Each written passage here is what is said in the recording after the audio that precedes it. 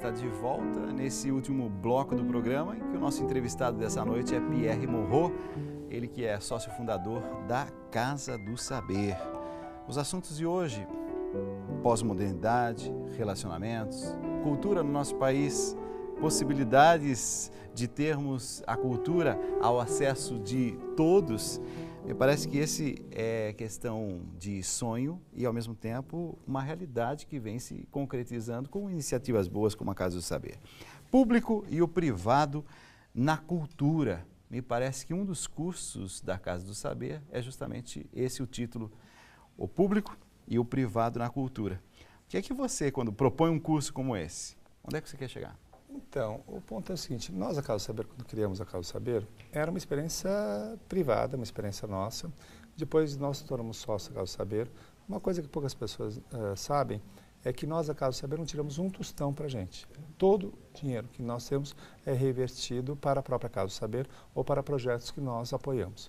Então, além da Casa do Saber, alguns membros da Casa do Saber apoiam um projeto chamado Centro de Liderança Pública. O Centro de Liderança Pública, que é de presidência do Luiz Felipe Dávila, a ideia desse projeto é melhorar as políticas públicas no sentido de dar mais conteúdo para o gestor público. Esse é o ponto. Então, o Felipe fez uma parceria lá com a Kennedy University, que é a Universidade de Harvard de governança, e tem governança pública, tenta melhorar esse papel. E nós também apoiamos um projeto chamado Parceiros de Educação, que é um projeto no qual nós apoiamos a escola pública no sentido de melhorar as práticas de gestão. Esse projeto é capitaneado lá pelo Jair Ribeiro, que também é da Casa do Saber, e vários outros empresários. Tem muitos empresários que apoiam questões de educação, como Casa do Saber, por exemplo. Imagino tem empresários envolvidos nessa questão. E a dificuldade é como lidar com o público, porque muitas vezes o empresário ele não sabe, mesmo que seja uma atividade que ele não queira retornar dinheiro dessa atividade, mas como exercê-la.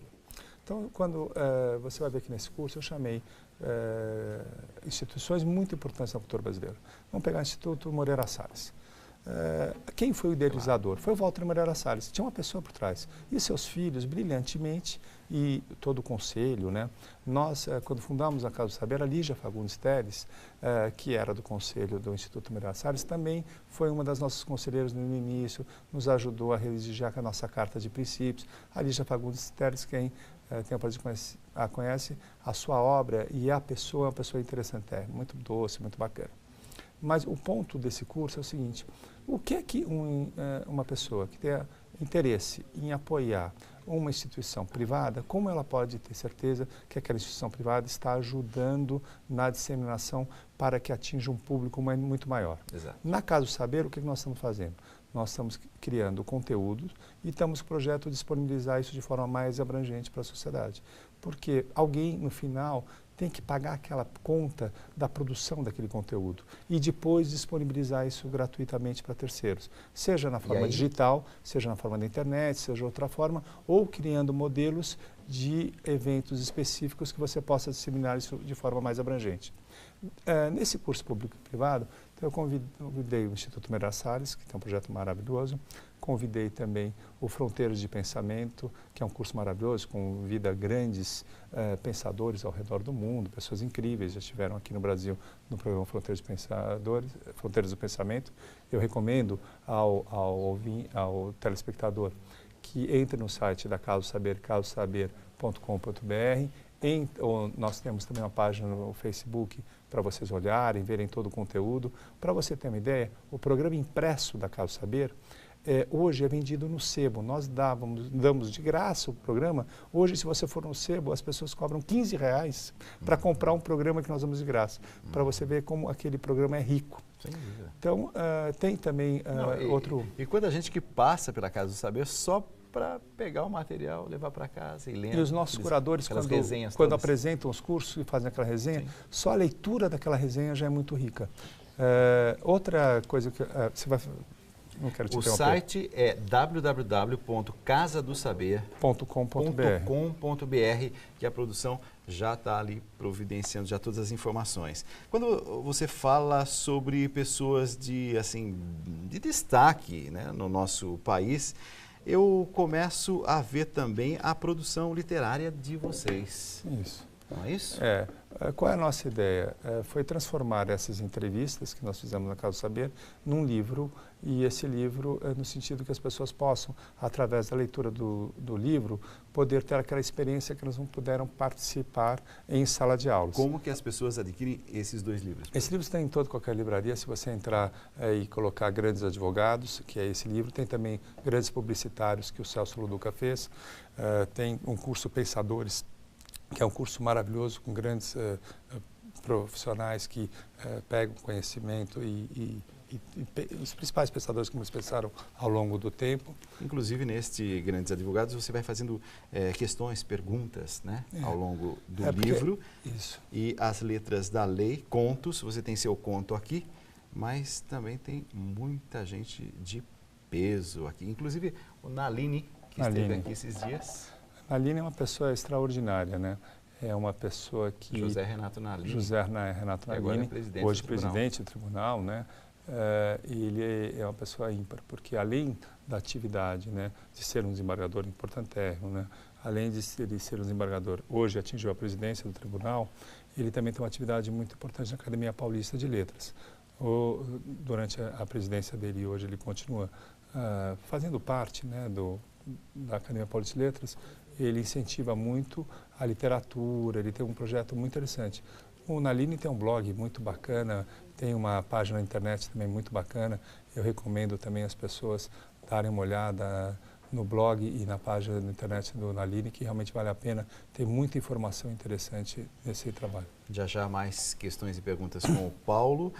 O Thomas Frota, de Joinville, Santa Catarina, diz assim: o brasileiro, professor, tem o costume de debate, de discutir as questões, ou em nosso país isso fica muito restrito a um ambiente acadêmico?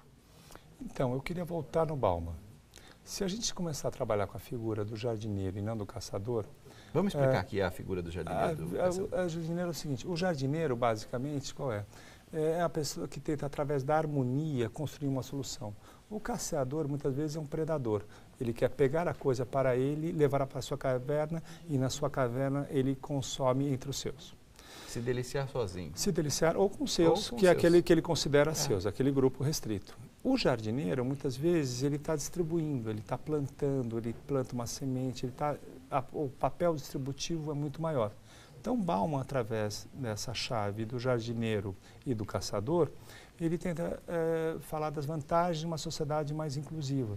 Inclusive, no momento que nós estamos vivendo, né, o André Lara Rezende recentemente fez um livro muito interessante sobre esse tema, que ele fala justamente que com a possibilidade de esgotamento, né, das riquezas naturais, nós temos que ser mais prudentes, nós temos que ter uma postura menos agressora às pessoas que estão em torno de nós. Com isso a gente consegue diminuir a criminalidade, a agressividade na sociedade, mas também com relação à utilização prudente dos recursos naturais. Estamos vivendo em São Paulo agora um problema de uma diminuição das nossas reservas. Se isso vai levar ou não ao racionamento, eu não sei, mas talvez seja uma possibilidade. Hoje, graças a Deus, choveu, mas esta chave é uma chave importante, ter uma chave de um consumo mais prudente das reservas naturais. Uma tomada de consciência de cada um de nós também. Isso. Perguntas, questões, tribuna@redevida.com.br.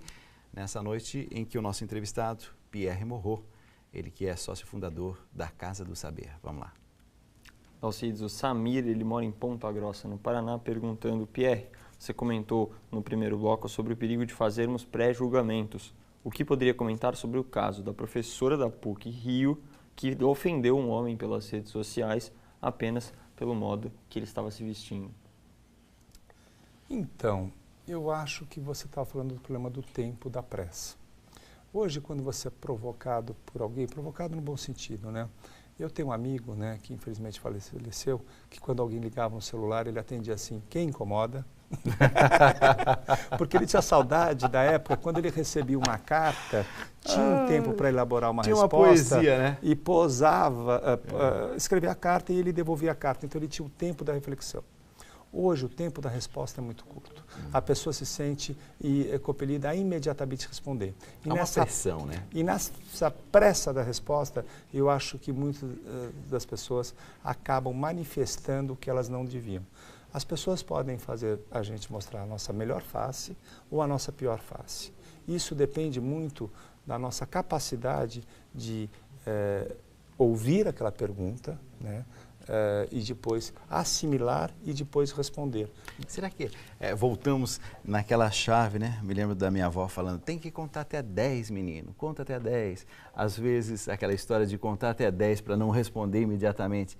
De uma forma mais sofisticada, talvez hoje a gente faça assim, várias reflexões para se chegar à mesma conclusão. Uma frase muito boa com relação a isso.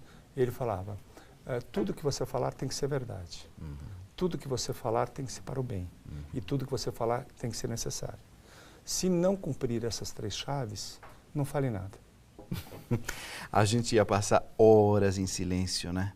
Quando a gente fala de público-privado na cultura, posso, assim, sair um pouquinho da rota que você está caminhando, mas questionar um pouco sobre público e privado na cultura, naquilo que a gente viu recentemente, algumas polêmicas, por exemplo, alguns artistas como Gilberto Gil, Chico, Roberto Carlos, falando sobre as biografias deles. Não, isso não pode ser público, não pode ser usado dessa forma, tem que ter anuência, não tem que ter a participação da pessoa envolvida. O que você pensa sobre isso, Pierre? Então, é uma discussão muito complexa.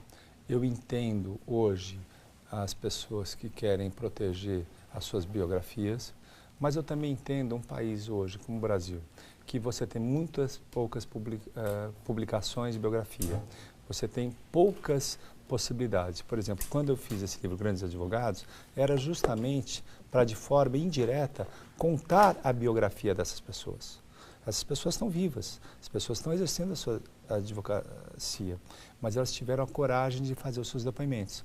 O Celso Loduca, quando fez o livro Grandes Publicitários, também se entrevistou publicitários que estão vivos, que através desses depoimentos também contaram a sua história. Então, eu acho que seria muito bacana as pessoas darem esse conteúdo de forma estruturada e organizada. Algumas celebridades, né? E esse termo celebridade é um termo, esse culto à celebridade é todo muito confuso, né? Mas tem uma série de pessoas que têm conteúdo muito interessante e dispersam a curiosidade nos outros, tem que ter a generosidade de passar isso para os outros e não querer se apoderar única e somente da história. Eu acho que uma das dificuldades que as pessoas têm, elas pensam, será se o que eu disser ali vai me comprometer na minha atividade profissional? Só que nós, além de sermos profissionais, nós somos cidadãos. E a gente tem que, através do exercício da nossa virtude, ajudar a sociedade que nós estamos inseridos. A nossa cidade, que eu acho mais importante, e depois o nosso Estado e nação. Quando a gente fala, por exemplo, de patrocinadores, quando a gente fala de empresas que apoiam, Lei Rouanet, você acha que foi uma resposta adequada para a realidade cultural, artística do nosso país? Olha, de novo, num universo carente, o que você dá é importante. É importante porque muitas coisas culturalmente não teriam acontecido se não tivesse a Lei Rouanet. Então, de ser que a Lei Rouanet prestou um serviço, eu sou contra. O que eu sou a favor é que haja muito mais oferta de cultura. Você vê a dificuldade, de, por exemplo, hoje de vários artistas colocarem uma peça de teatro no ar. É difícil. É difícil você colocar, tem Lei Rouanet e é moleza. Não é moleza. Só para vocês terem uma ideia, por exemplo, do que foi aprovado para a concessão de Lei Rouanet no ano passado, sabe quanto foi utilizado? Menos de 20%. 80% do que foi aprovado de Rouanet, você não conseguiu empresas que estivessem interessadas em utilizar aquela dedutibilidade fiscal. Então é muito mais difícil. As pessoas pensam no que foi aprovado, mas não sabem o número do que foi utilizado. Dentro do número que foi utilizado, existe hoje muitos problemas no equipamento urbano. Porque, por exemplo, no equipamento cultural. Por exemplo, eu tenho um teatro, eu quero fazer um evento naquele teatro. E aí vai ter uma peça de teatro e eu preciso do foyer para fazer o receptivo daquela empresa, para que haja o relacionamento. Eu, por exemplo, há uns 4 anos atrás, eu conversei com, à época, o maestro John Nashman e levei para a USESP um projeto chamado Uma Hora Antes. Então, você chegava 1 hora antes na USESP e tinha um professor que contextualizava o que o maestro ia reger. As peças. As peças. Então, por exemplo, vai ter Vila Lobos. Aí eu chamava o Zé Miguel Wisnik e o Zé Miguel Wisnik contextualizava... Quem teve essa ideia? Foi você? Na verdade, a ideia, em parte. Eu fui para a Suíça, e na Suíça tem uma cidade de Genebra, tem a Ópera de Genebra, só que lá você tem um projeto similar a esse, só que em vez de contextualizar, o que é que era feito lá? Dizia o tom que o maestro ia tocar.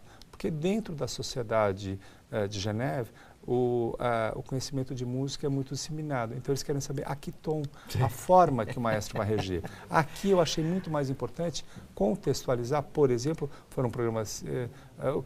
quem era? Vila Lobos. Claro. Para que as pessoas que estivessem ouvindo o maestro reger estivessem sabendo da importância. E o Zé Miguel Em outras palavras, assim, aqui a gente precisa lidar com o básico, né? Porque a escola pública já foi muito boa, com o Caetano de Campos, que ele fez, estou falando Caetano de Campos São Paulo, mas várias escolas públicas ao redor do Brasil formaram muito bem, mas hoje tem uma dificuldade de incentivar o professor, porque na Casa do Saber, a pessoa mais importante, sem dúvida, é o professor, porque é o professor que detém o conhecimento e tem a generosidade de passar isso para os outros. Nós, na Casa do Saber, somos apenas provedores de infraestrutura. Quem detém o conhecimento é o professor. Tanto é que, se você pegar o nome da Casa do Saber, você vai ver Casa do Saber, o símbolo do infinito, que é justamente uma remissão ao pensamento socrático, só sei que nada sei. Então, é o eterno aprendizado, a educação continuada, isso que nós entendemos, sócios da Casa do Saber, que exercemos cada uma as suas profissões, justamente de que você tem a disseminação do conhecimento. O só sei que nada sei não tem nada a ver com a questão de, assim, falsa modéstia. O só sei que nada sei o ser humano em profundidade reconhecendo que tudo que ele sabe é tão pouco. Me parece, assim, de um realismo, né? Uma realidade muito forte. Tem participações aqui de todas as partes do Brasil. Ronaldo de Patos. Patos na Paraíba, né? Como evitar que julgamentos, quando temos tantos valores ruins incorporados à nossa realidade? Como evitar pré-julgamentos, quando temos tantos valores ruins incorporados à nossa sociedade? Como é que a gente lida com esses julgamentos e com esses valores? Então, temos o Papa Francisco que tem dado bons exemplos com relação a isso. Quando você tem uma pessoa que está tentando te afetar de alguma forma, a melhor forma de reagir a isso é você ter a serenidade. Você não deslocar o eixo de poder para outra pessoa. Porque se a pessoa, por exemplo, faz uma provocação e você reage, você já deslocou o eixo, ela que tem o poder sobre você.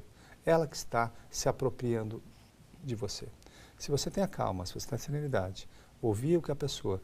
Por que aquela pessoa falou aquilo naquele momento? Será se ela estava estressada? Estamos vivendo um momento de estresse na sociedade como um todo.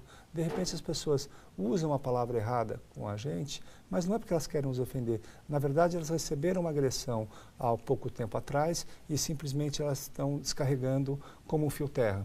Então você, na verdade, é o final da linha. Entendi. Mas isso não quer dizer necessariamente que aquela agressão seja contra você. Então, de novo, ter calma, ter paciência, serenidade e não deixar a pessoa deslocar o eixo. De Feira de Santana, na Bahia, o Afonso, ele diz assim: Pierre, o que é que você pensa de toda a questão envolvendo o jovem carioca que foi preso ao poste? Parece que não tem nada a ver, mas tem sim com tudo que está sendo falado. Olha, nós temos que lembrar que isso já ocorreu na Idade Média. Você tinha justamente, né, a punição, né, por exemplo, no meu caso ali, Dostoiévski, eu li vários. Dostoiévski tem uma passagem interessante. Dostoiévski, ele foi julgado à morte. E na Rússia, quando você era julgado à morte, eles colocavam um capuz na sua cabeça e você podia pedir clemência, né? E era dado ou não dado, e aí você ia e na hora que iam cortar a sua cabeça, você sabia se você ia ser perdoado ou não. Então você imagina o martírio que a pessoa passava. Sim. E ela não sabia, era levada e na hora do executor ela sabia. Então o que acontece? Era uma punição, e era uma punição tão rigorosa que a pessoa tinha que sofrer a dor até a morte.